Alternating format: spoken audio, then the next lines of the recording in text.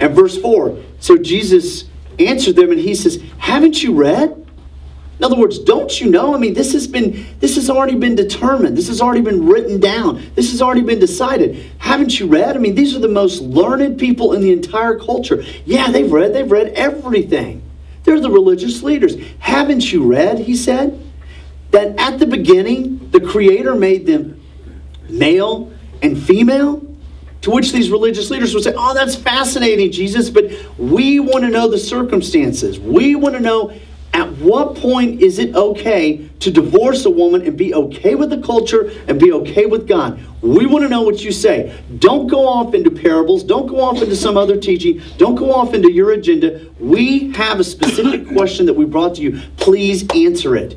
And Jesus would say to them, and he would say to us, you know what? You are focused on the circumstances. You are focused on finding loopholes to get out of marriage.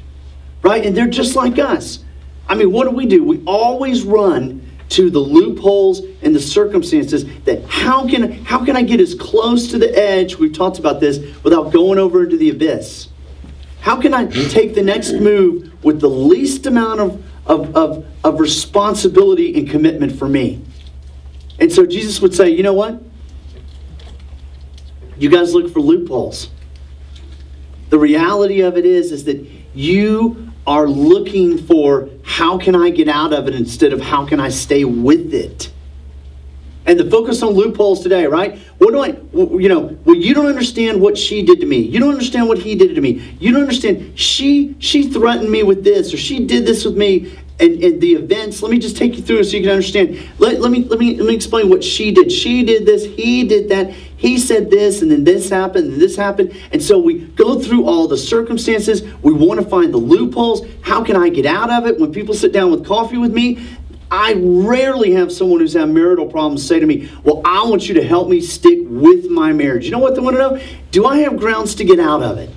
And Jesus would say, stop looking for loopholes and ways to get out of your situation. That's exactly what these religious leaders were doing when they came to Jesus. Jesus says, if you're looking for loopholes, if you're looking for circumstances, if you're looking for what he did, she did, and he said, and she said, let me tell you something. You have misunderstood the nature of marriage. And then he goes on. In verse 5, and he says this. And he quotes Genesis 2. He says, let me tell you about the beginning. They say, I don't want to know about the beginning. Well, I'm going to take you back to the beginning. Well, my marriage isn't in the beginning. Yeah, but you need to understand about marriage. And he says this. He says, for this reason, a man will leave his father and mother and be united to his wife. And the two shall become what? One flesh. Right? Everybody say, the two shall become what? One flesh. And so you have to understand here, Jesus says, I don't think you get it. You can't undo what God has put together.